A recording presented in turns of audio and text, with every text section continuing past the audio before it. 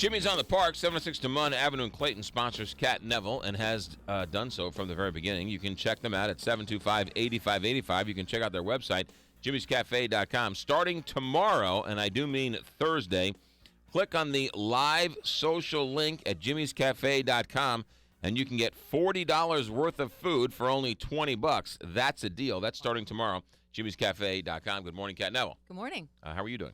I'm great. How are you? Good. Well, let's get right into some restaurants. Well, we have been discussing your dietary habits. Oh boy, that's not good. I don't like this YouTube pairing up here. This is bad. All right. And so I actually did a little bit of digging, and there is a new service in St. Louis called Lean Feast that will deliver to your home gluten-free as well as vegetarian and vegan meals, all portion controlled based on male, female, whether you're an athlete or even kids. So I thought I should tell you about it. Really? Really. Wow. Lean Feast has nothing to do with feast.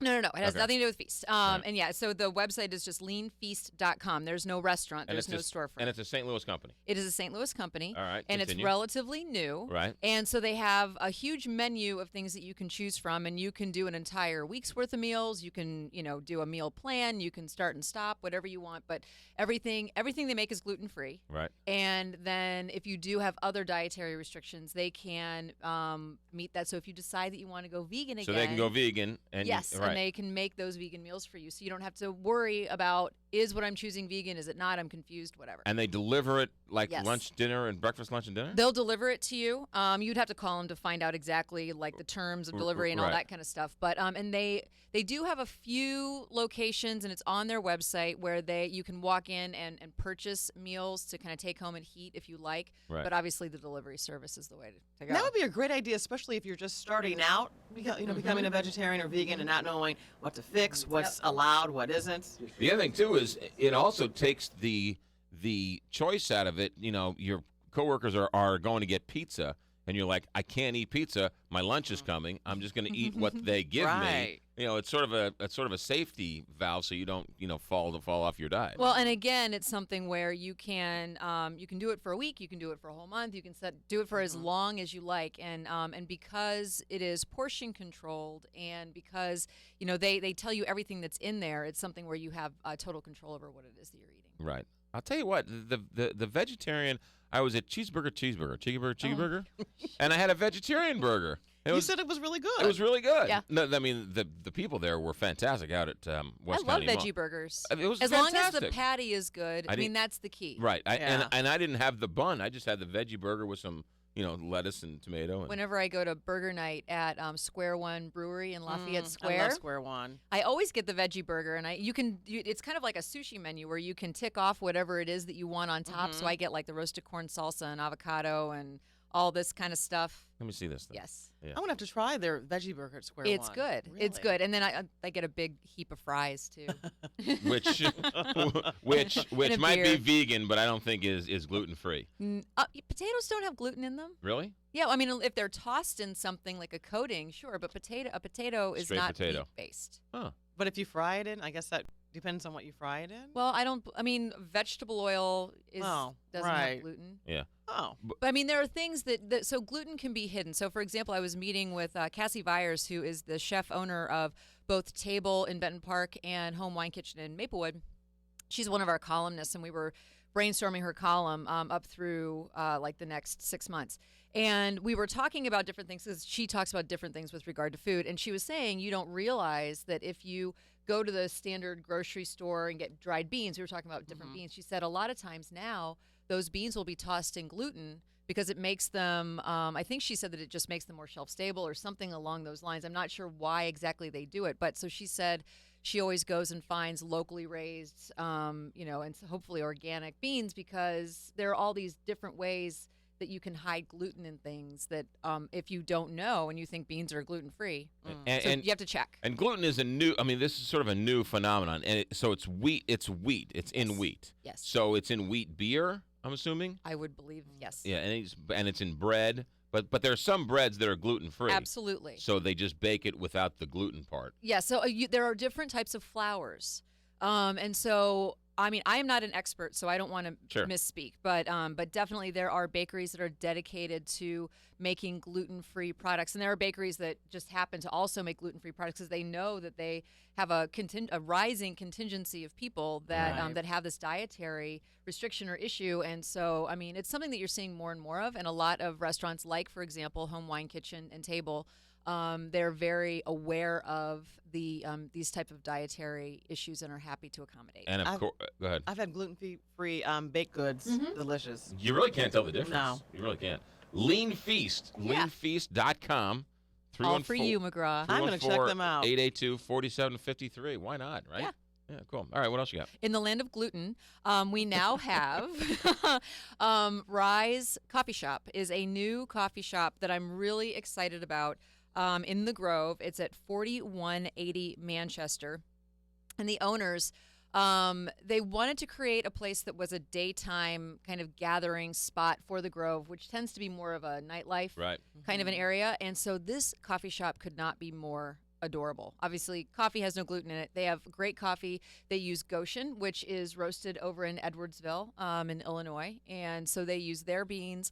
They source their pastries from Whisk, which is a sustainable bake shop over in the Cherokee neighborhood. And then they also have a lot of different teas from Retrailer Tea, which is this local kind of food truck tea purveyor that you'll find at a lot of farmers markets and things like that around town. And the interior, I mean, you walk in and number one, it feels very now. It feels very current, but in the most comfortable and welcoming way. The interior designer was Jenny of Gypsy Boho, and we did a piece on her last month or the month before with regard to her design work for Rise. And she uses these upcycled and repurposed materials, but it doesn't feel kind of overdone and kind of, you walk in and it just, and this is going to sound silly, but it almost feels like a hug. I mean, it's like this warm space. And yeah, I mean, it's like you just want to kind of stay around. Right, You yeah. know, you want to get that cup of coffee and you want to hang out. Like it feels extremely welcoming and warm. And I